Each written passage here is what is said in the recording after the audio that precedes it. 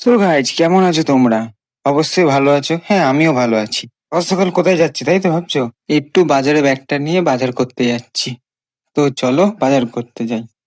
তো এত যা গরম পড়েছে দেখতে পাচ্ছ, প্রচুর রোদ। এই ফাটা গরমে মুশকিল হয়ে যায় বেরানো। তাও বেরিয়েছি, বাজার করতে তো যেতেই হবে।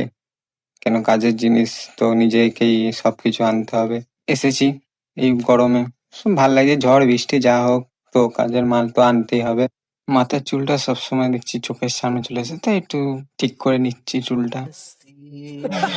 উফ, যে এই গরম!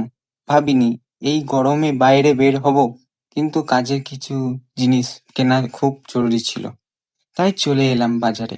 সত্যি বলতে নিজের জন্য বা কাজের জন্য কিছু কিনতে বের হলে কষ্ট হলেও কিন্তু বেশ ভালোই লাগে, তাই না? বলুন। বাজারে এসে যা দেখলাম, সবজির দাম তো আকাশ ছোঁয়া। তবে পেঁয়াজ না কিনলে তো আর চলবে না। ভালো দেখে এক পালা পেঁয়াজ নিয়ে নিলাম। তো দাদাটা পেঁয়াজ দিচ্ছে, মেপে নিচ্ছে কত কি হলো। যা উফ, ব্যাগটা পড়ে গেল। তো ব্যাগে নিয়ে নিলাম পেঁয়াজটা।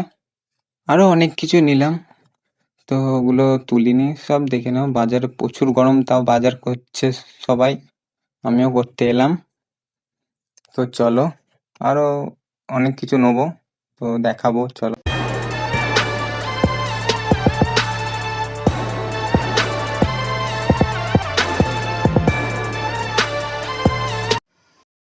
দেখুন কি সুন্দর গরম গরম পরোটা ভাজা হচ্ছে। আমি আর দেরি না করে ঝটপট অর্ডার দিয়ে দিলাম। একদম গরম গরম পরোটা আর সাথে। তো চলে এলো যখন, এবার বাকি কেনাকাটাগুলো সেরে দ্রুত তো বাড়ি ফিরতে হবে। আপনারা যারা আমার মতো ভোজন রসিক, তারা বাজারে এসে প্রিয় কোন খাবারটা খান জানাবেন কিন্তু। বাজার করা তো হলোই, সাথে বোনাস হিসেবে বন্ধুর সাথে দেখা পেয়ে দিনটা স্পেশাল হয়ে গেল।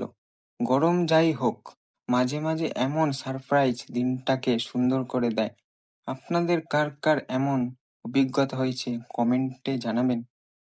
চলো, আজকের মতন বাজার করা হয়ে গেল। চলো টাটা, আবার পরের ভিডিওতে দেখা হবে।